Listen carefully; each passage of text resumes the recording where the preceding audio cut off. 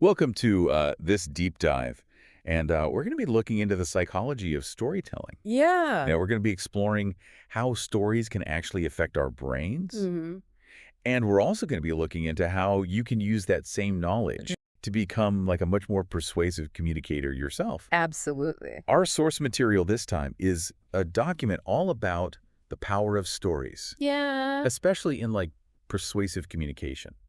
We're not just going to talk about writing novels or screenplays here. Right. We're going to kind of go deeper, like into the underlying mechanics Okay. of how stories actually work on our minds. So it's less about being like Stephen King Yeah, and more about using storytelling as a tool to kind of get your point across exactly. in everyday life Precisely. to understand the power of stories.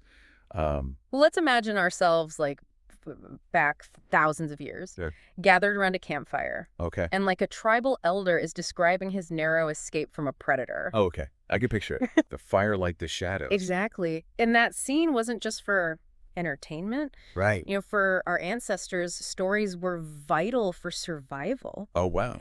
They actually communicated crucial information about dangers, Mm. food sources, Right. and essential skills for living. So it's like those stories were almost hardwired into our DNA to make Exactly. us pay attention. Yeah, that instinct is still a part of us. Wow. Even in like our information-saturated world. Yeah, for sure. A well-told story can immediately grab our attention Hmm. and make us want to hear more. It's almost like stories sneak past our rational defenses. We get Yeah. so caught up in the narrative that Yeah. we're more open to the message.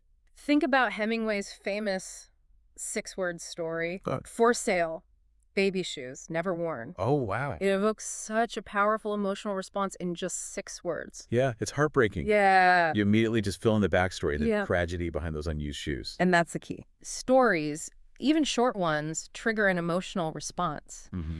And when we are emotionally engaged, we're much more receptive to information. So the document is saying we can, like, use this to our advantage, Yeah. that by incorporating storytelling techniques into our communication, we can be more persuasive. Yes.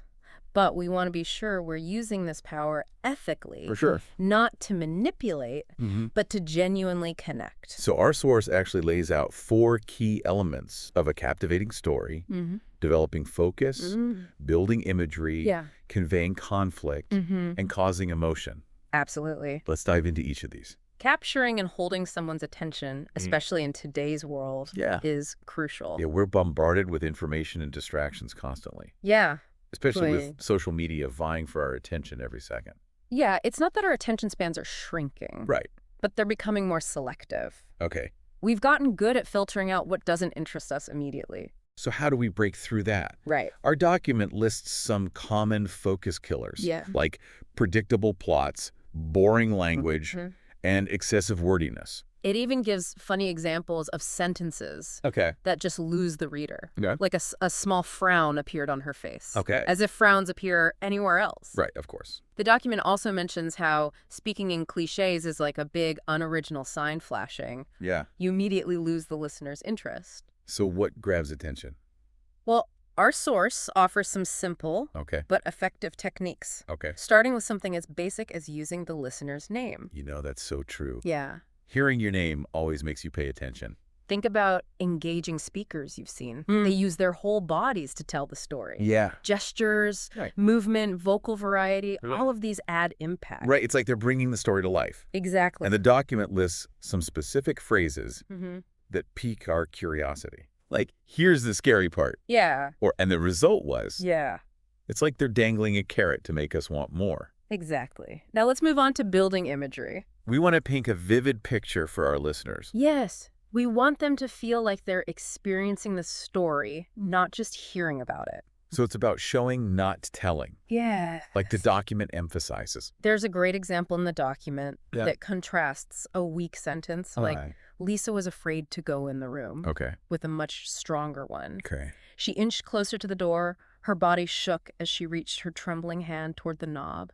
If they were in there, she'd be dead in seconds. Wow.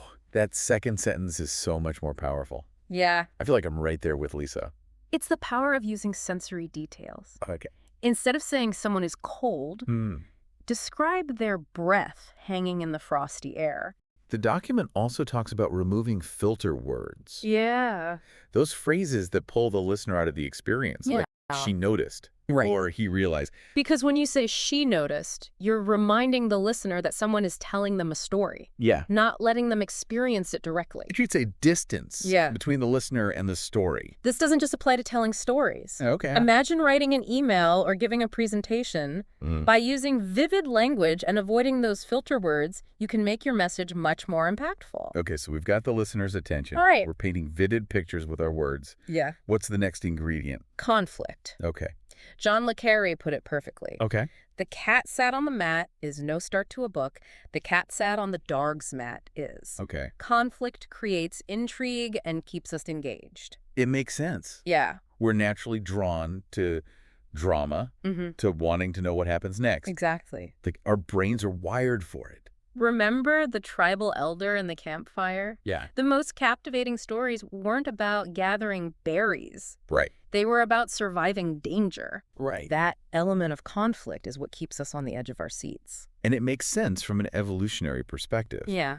Our ancestors needed to be alert to threats, to know who wins and who loses. Our source explains how to effectively introduce conflict. Okay.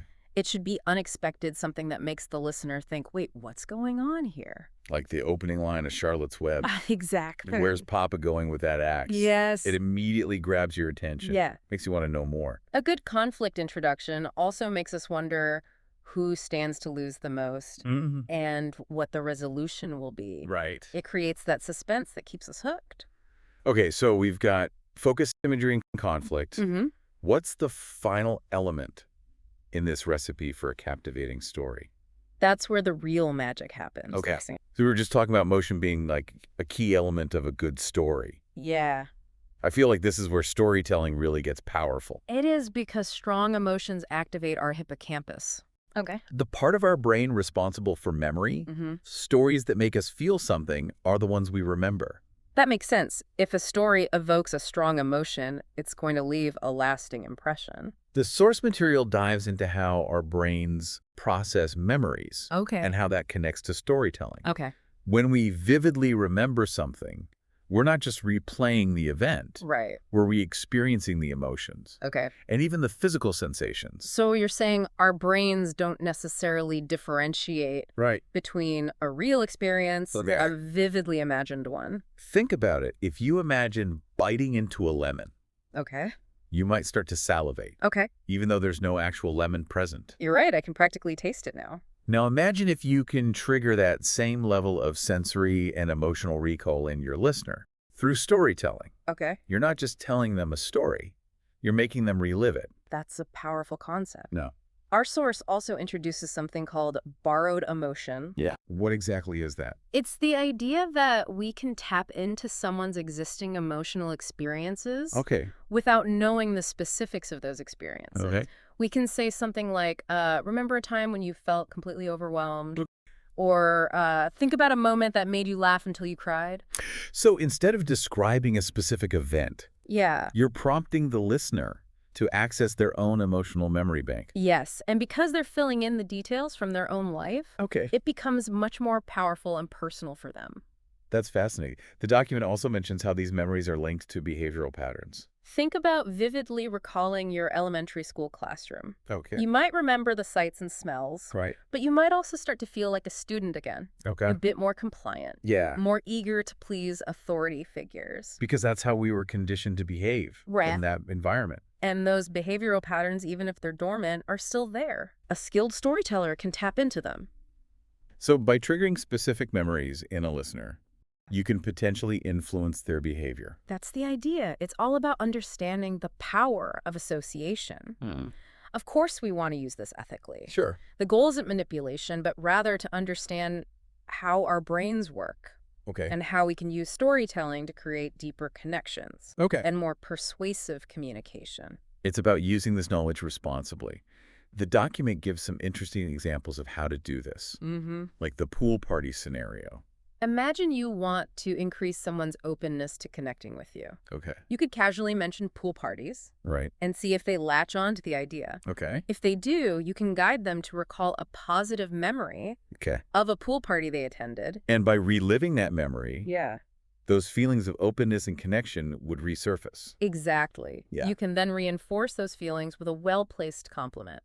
Like, wow, you seem so open and easygoing. I admire that about you. It's like subtly activating the desired behavior Right. without them even realizing it. The source provides other examples, Okay. like the doctor's office scenario, Okay. which can trigger feelings of trust and compliance, Huh. or the principal's office scenario, Okay. which can evoke a sense of obedience to authority.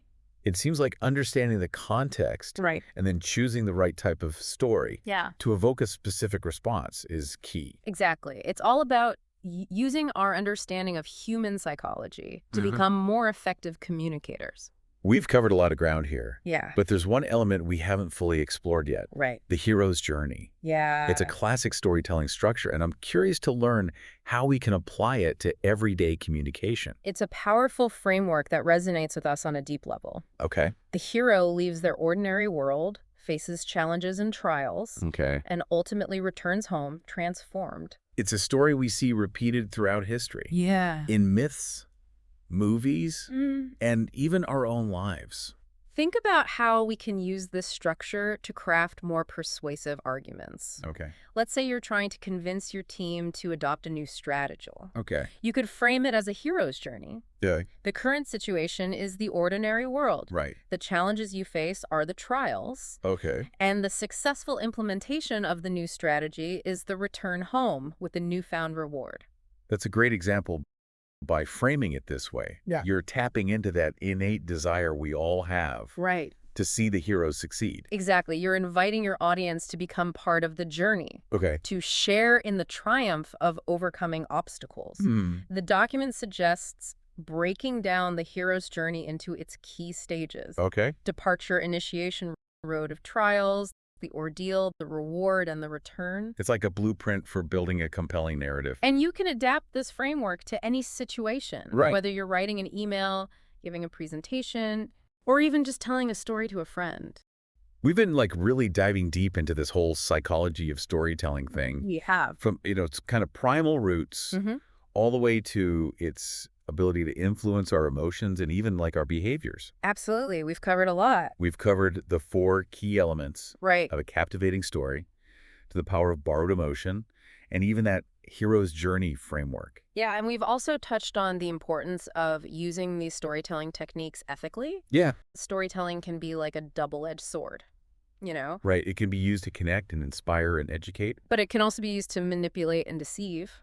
So it's really crucial Yeah. to be mindful of our intentions Absolutely. when we use these techniques. We need to ask ourselves, are we using storytelling to genuinely connect with our audience? Right. Or are we trying to exploit them? It's a question of responsibility. Exactly. We're giving our listeners a powerful tool. Right. It's up to them to use it wisely. The potential for positive impact is enormous, though. Yeah. Stories have the power to build empathy, to bridge divides, and to spark meaningful change.